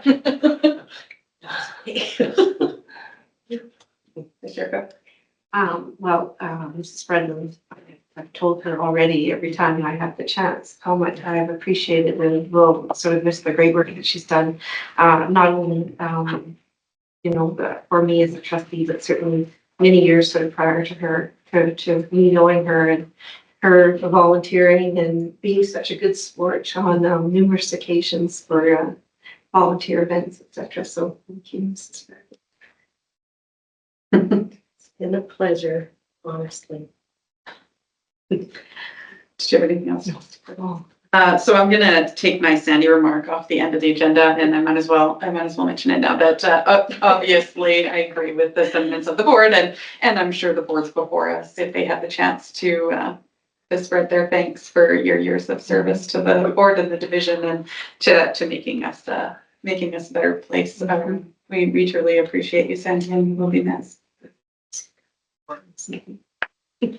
Can I take mine off the end of the agenda too? Just because I know how much Mrs. Fredlin. She enjoys this, I'm sure. So Mrs. Fredlin joined our division in 2007, 2008 as one of the first administrative assistants at Derek Taylor Public School and Derek Taylor Open. Moved down here shortly after. I did some quick napkin math, and I'm generally pretty close. I've got about 300 board meetings in that time. It was 298 by my calculation. So it's about 300 board meetings Mrs. Fredlin has prepared packages for and supported trustees with. At least 50 different planning retreats. I don't know how many consultants. At least 60 provincial conferences, probably closer to 80. I don't know how many expense reports she's had to do for trustees. I don't know how many she's had to redo. Oh, yeah. I don't know how many she's had to say, can you sign this if you don't have this receipt? I don't know how many reminders she's had to for administration, more than trustees, I'm sure. And we were talking today, I sent her an email. I said, no, what you said there, what you did there was perfect. I'm gonna miss that. They're all very, very calm. I just think it should have been good. I would have made leaving easier. You'd be like, bye. Not very cool you leave them Get first. me to drop the mic. Yeah, right. Thank you, everybody. And when you had to, print off all the, agenda packages and mail them out. She used to have to drive them to some trustees' houses. Yeah, I heard about that. For them. Uh-huh. No, not before email. Or there was even Oh, a like courier, like I got on my. 7 years ago. Oh, get on my horse and go around. Sorry, we're getting off traffic. I'm gonna bring it back to Superintendent McDonald. Oh, Superintendent's report. thank you, Chair Nellis, thank you. A number, I've already addressed it a little bit, but a number of items included in my report, for information. With respect to that Alberta Education Review meeting, we talk about the 3-year education plan and the annual education results reports.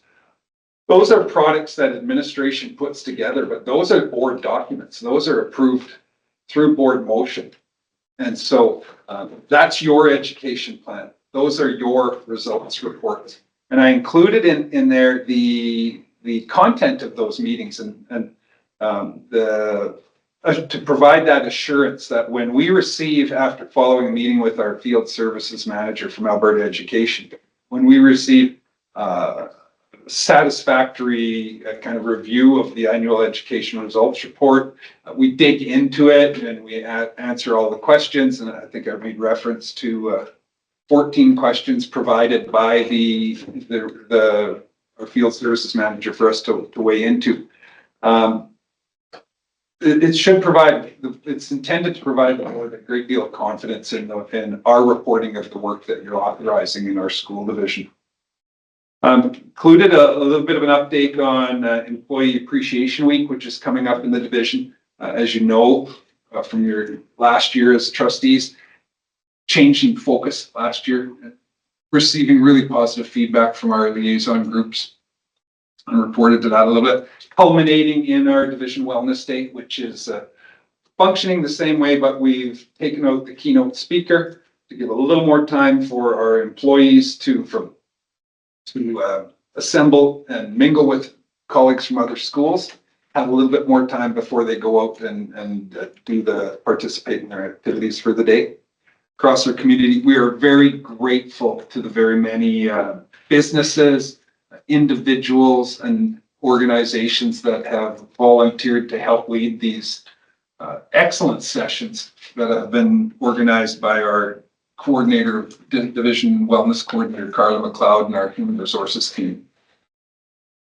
Update on the most recent teacher recruitment event, again, very positive.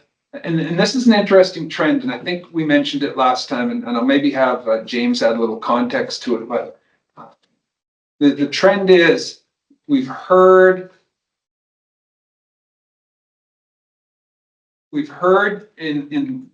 mostly in the past year or two, fewer teachers, and not a significant number, but fewer teachers, less teachers than generally wanting to go into full-time teaching upon graduation. We've heard it's a trend that they're looking for part-time work, or they're going to just substitute teach for a year. James, you can talk to us a little bit about your experience at Northwestern Polytechnic this year. That being our second most recent recruiting opportunity, because while the report was being written, we had a team that was in Concordia, or at Concordia and Edmonton, also doing some recruiting. But one of the things we noticed was a shift in young or new prospective teacher interest in full-time employment. And so there's been a bit of a trend in the last couple of years of, as Superintendent McDonald said, of prospective teachers saying, I'm not really interested in starting actually teaching. I'd like either a part-time assignment, or I'd like to substitute or do these sorts of alternatives as opposed to full-time work. And we're seeing it this year with the graduating class from NWP, those fourth year students saying, I really want a job. I want a classroom. I'm really keen to do that. And within that, increased flexibility as well, because we would see some kind of selectiveness about what teachers were interested in doing. One of the things we do at our booth all the time is say, what are you interested in teaching? And in past years, in the most recent years, it wasn't uncommon for people to say, I really want to teach grade 1 and only grade 1. That's the only thing I'm interested in doing.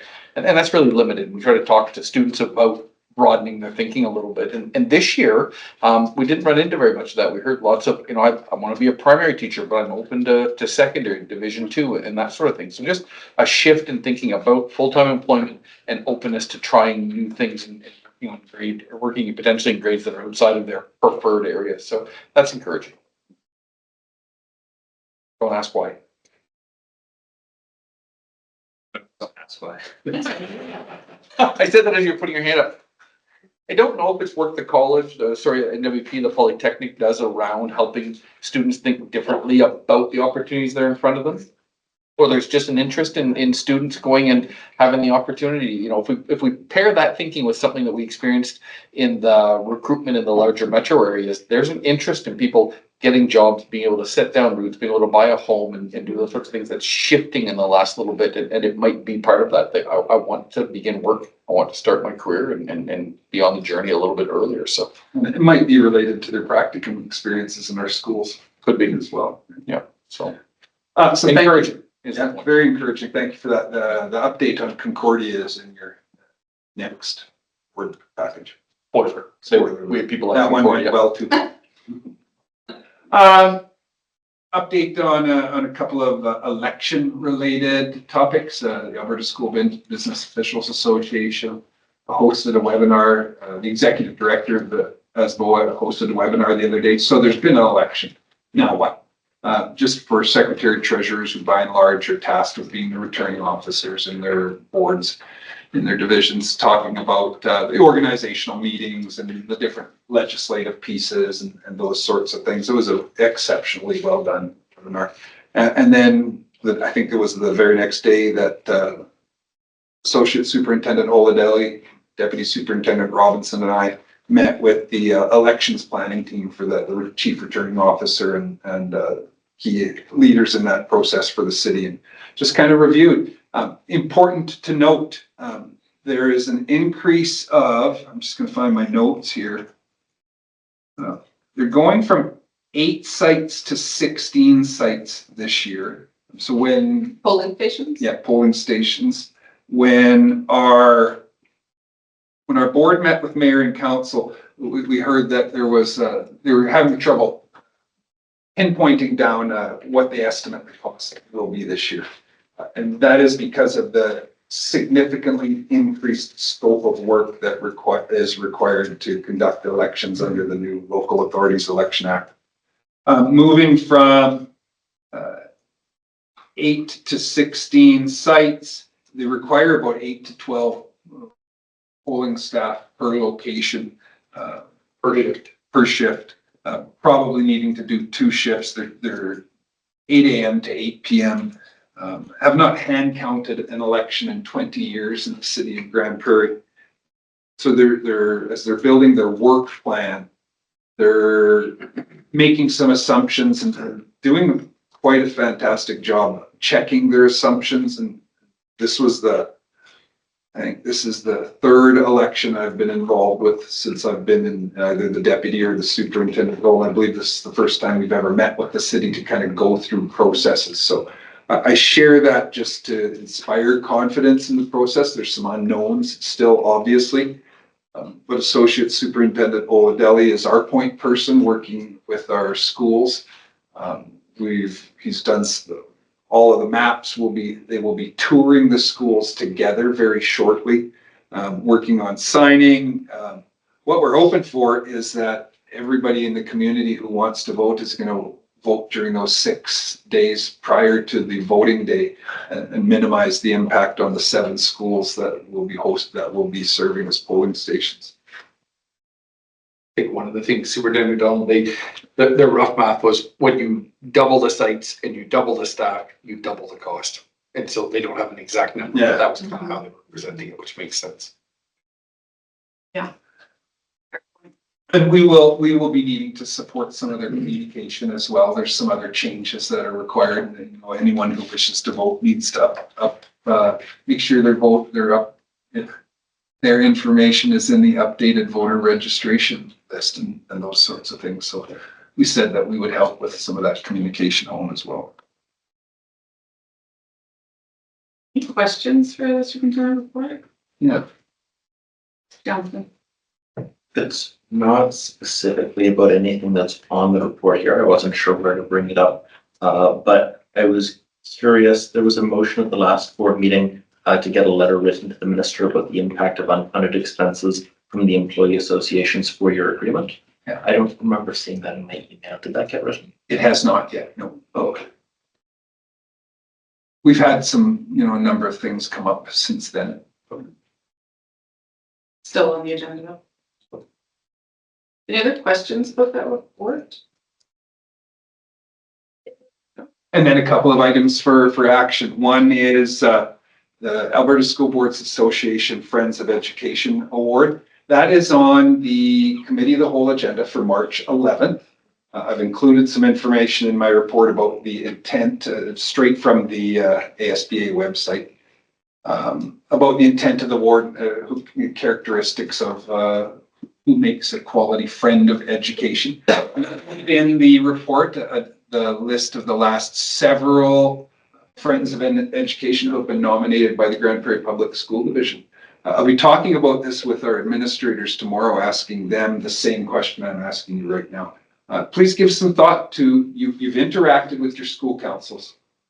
You've attended all those meetings, you've listened to school councils and principals and staff talk about the good things that are going on in their schools. Have you heard any themes of division-wide potential nominees? Is there anyone that you can think of, and just give some thought to their how you would nominate them if they were to make it through the list or the process. And we'll talk about that in the Committee of the Whole on March 11th.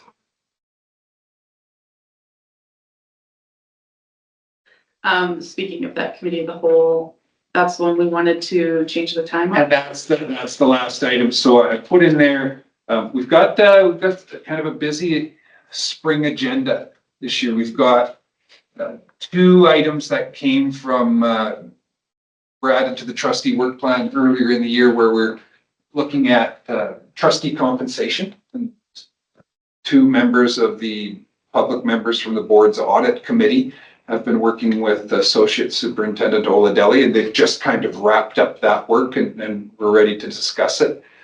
You've seen earlier review of board meeting practices that we had talked about. You know, the board's idea at the time was, is there a recommendation we would make to the new board with respect to board meeting practices and things like that? So we've got that document that you get a chance to take a look at again and discuss. And then, of course, we've got the draft capital plan.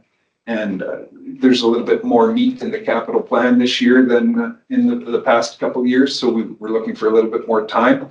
Took a look at the board's work plan. We had the Committee of the Whole already booked, and just hoping that we might be able to front load the start time a little bit to allow us the ability to have it on that day, as opposed to trying to find another day to discuss some of these topics.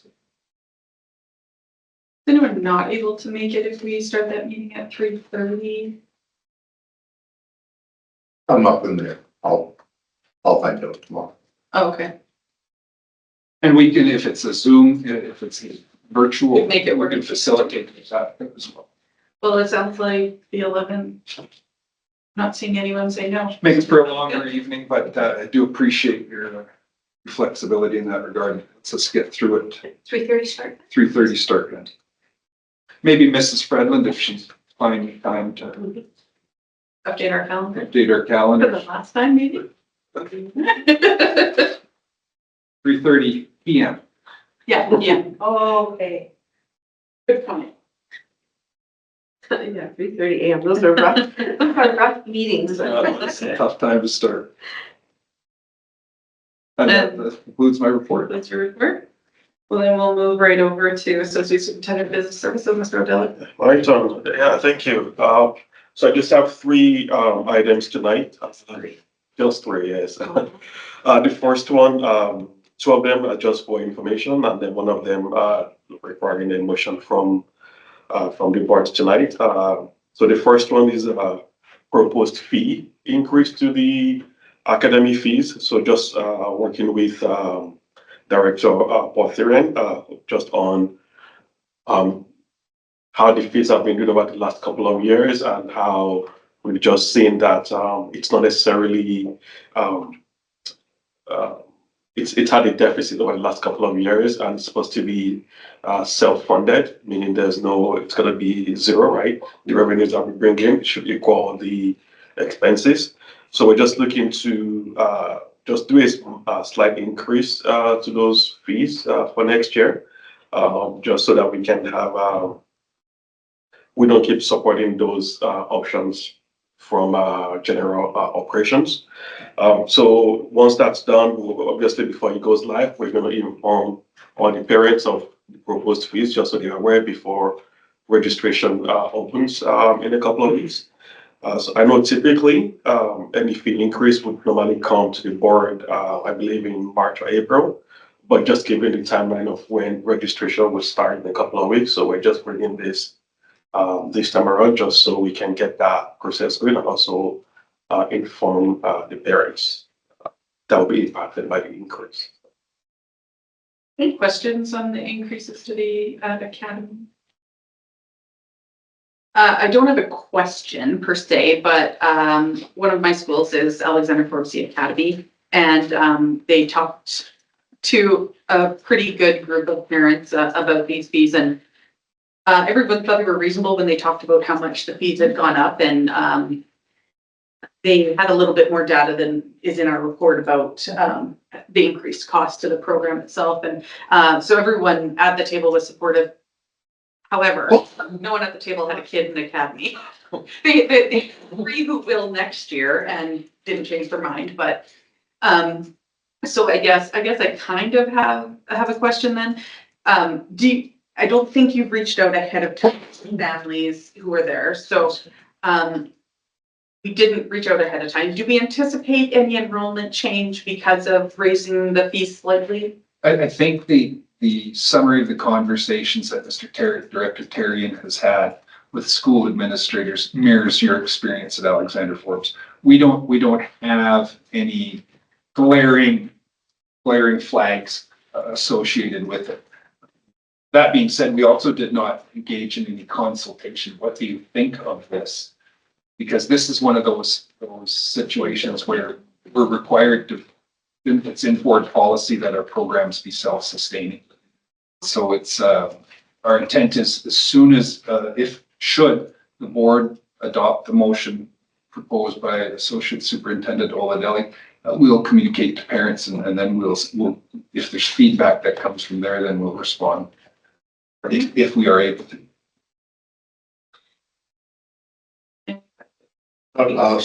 I'll make the motion that the board approve the proposed academy fees for 25-26 school year. Perfect. Any questions or comments or debate on that motion? Seeing none, I'll call the question. All in favor? So yeah, the next update, we got a question a few months ago just on the impact of the increased fees that was approved in the spring for this school year, just to see if there's been an impact in enrollment. So we reached out to the schools involved. I think I have some details there in case you have any questions, but I think the general response or feedback that we got was basically they haven't seen any impact. I think all the students were interested in the program, so they were okay to pay those fees. So there hasn't been any impact on enrollment. I think everyone's seen increased enrollment actually in some of the programs, especially at the camp, because I think that's where majority of the increases were in the spring. So I just put that in there for information, but again, I can answer any questions. Yeah, sorry, it was my question. I do appreciate you putting together, the summary here. I guess I was a little disappointed that there wasn't any detail, I guess, by programmer showing kind of like the breakdown of the different, things that had fee changes from last year. The numbers that are in the report here are for 22, 23, and 23, 24, but, we approved the fee increases for this year, so it's not really showing anything that would be indicative of the changes after those fees went into effect. Except the feedback from the principals. Yeah, so just like the qualitative feedback there, like, is it possible to get, I guess, numbers that are reflective of this year as well? Yes, so we can. I think the way, couple of things, right? The way our system is set up would have a lot of work involved, but we can do it. I know Director Greentree is working on just simplifying that report because I did ask him to look into it so we can get some data for the impact on actual revenue for the 24-25 school year, and I can send out to the board. I don't know that revenues is going to be a good metric at this point in the school year because sometimes they come in over the course of the 10 months. I would even just be interested in just like the enrollment numbers. So what we looked at were those programs that had the largest fee increase, things like welding, international baccalaureate. There's a little bit of work involved, but we can get that. Good questions. Okay, last one, just a update on transportation, just as we get ready for the new regulation that started in September. So our transportation coordinator, Hillary, she's been doing lots of great work on just getting the information and getting us ready to meet the deadline. So what we found so far, it is detailed in your report. 550 students are now eligible, more than they were currently. And of those 550, 228 are already on the bus. They're already paying to be on the bus. And then we basically just have 330 students that are now eligible that have never been on the bus. That will now be eligible going forward. So our plan would be to first to see if we can accommodate them into the current network, transportation network that we have, so we don't have to necessarily look for new buses or new drivers to see if they can fit within the existing transportation, and also working with the Catholic schools as well, just to see how many they have, how many students they have that would also be impacted, and we're going to work together to see if we can fit within the current arrangement. And then once we kind of figure that out, then pretty soon we're going to start communicating with those parents as well, just to let them know that, hey, if you're part of the 228, your busing is now free. And if you're part of the 330, you're now eligible for transportation. So that communication will be going out at some point, probably in the next couple of weeks or so, so that, because we're going to start registration for the next school year, I think sometime in March, I believe. March 12th, right? So just within the next couple of weeks, that communication should start going out to parents as well. Is there a typo in tip or spare?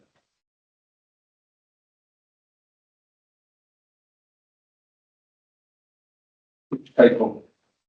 The 550 students are now eligible. 228 already paid, 330 are new. Wouldn't that be 5? So sorry, 558. Thank you. Any other questions about that report? I'm gonna save my, never mind, I'm gonna save my question for later, then would be more detailed for there. Good. All right. Anything else from you? No, that's it. That was it? That was it, just 3. All right. New Business Alberta School Boards Association virtual presentation, AI and career and technical education. That was on February 6th, 2025. I wasn't able to attend. I'm not sure if anyone was there around the table. Trustee Martin? Yeah, and you were there, good morning. I was not. We had a couple of directors who were there who spoke very highly about it. That's a good, I mean, what I got from it, just talked about future, where we're going, where we want to go, and just had like a pretty good PowerPoint. I was kind of in it, but not in it, because I was in my office at work, so I kept what I could, and then a couple people come in and interact me through, but I That's where some good information in for sure. So, Again, it will be online on the, yeah, it's recorded. So. yeah. There you go. Oh. Good Shannon? We did attend. I did attend, yes, I did it. And so likewise, you know, there was so it really was presented by I'll mix it up with the American School Boards Association, right? Was the presenter, and you can imagine an organization that large has lots of expertise. And the person presenting said, "I'm not an AI expert, but I know a lot about this," is kind of how she described it. But she had some really, you know, impactful slides that were in there. One that really, I actually took a snapshot of the screenshot. I'm paraphrasing it, but she was talking about the impact on potentially on the workforce, right? And we shouldn't fear AI as an impact on the workforce. You know, there are areas that will be impacted, like people who write for a living are going to have to adapt to how they write because now a machine does most of that and that sort of thing. And then all the way down to the spectrum of work. And the example she used was, you can't automate cleaning hotel rooms. That will always be there. But in the middle, we don't think about areas where AI really will have a profound impact. And the example they used is an HVAC technician or somebody who works in plumbing or home repair and those sorts of things, being able to harness not the large language model version of AI, but the AI calculation machine that's behind it to help refine the work they do. And she was talking about the Problem importance. solving and planning. Yeah, that's right, of helping students have the skills to be able to do that no matter what they're doing. And the slide that stuck out to me was, and I'm paraphrasing again, was AI will not replace people. People who use AI will replace people who don't use AI. And I thought that was really kind of a profound way to look at it. The AI itself, it will not replace people, but the people who don't use AI put themselves at risk of being replaced by people who are skilled in harnessing that really advanced machine learning to help better themselves. So it was a really kind of a neat presentation that way. Anything else, fellow attendee? That sounds like it was impactful for Superintendent McDonald. What he was thinking, there were actually at the same time, we had two directors who were attending a learning module from Amy, the Alberta Machine Institute on learning, and they were doing a moduled course with them. So that's Thanks, what James. we did not attend that. Fair point. Well, we're on Alberta School Boards Association. There is a Zone 1 meeting tomorrow. It's virtual. So for any, are you attending, Trustee Guzia? Yep. Yeah. I'm also attending. Is anyone else attending virtually? You guys will all be treated to a presentation by me on our orientation package. It's going to be very exciting. Can you tell us what time that's at? The presentation? Yes. No, I have no idea. It's not going to be that exciting. Trustee orientation package, new trustee orientation. Yes, package? for the zone. Oh, yes. We're hoping that trustee orientation hasn't really happened at the zone level before. And that amazing team who edited bylaws for Zone 1 thought that we should have an orientation committee to try and orientate. Because typically when you are a new trustee, your very first meeting is the AGM. And then it's just all coming at you so quickly that we thought if we can meet with them for an hour before, give them a little bit of background, a little bit of orientation, that it might be helpful. So, yeah. We've been working on that. Super. Same stuff.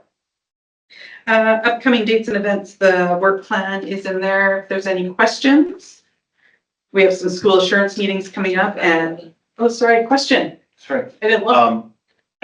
I don't think we've had any meetings of the Continuous Improvement Index Committee of this year. We have not, we're waiting on the final measure.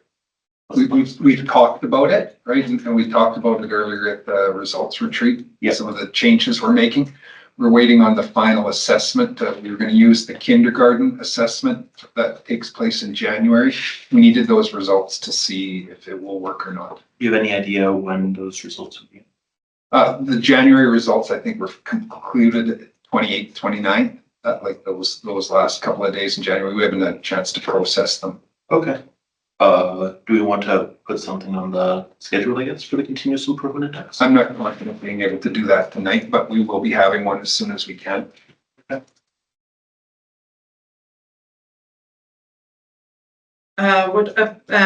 again, we have school assurance meetings next week, and then at the end of the month, we have a council school council meeting. I won't be attending that one, but Vice Chair Cook will be. Any questions on? No correspondence. We had a letter from NLPS to the minister regarding data collection, as trustee Luziak referenced. It is in there for your information. All right, looking for a motion to go in camera. Trustee Yolette, any discussion? Question, all those in favor? Perfect.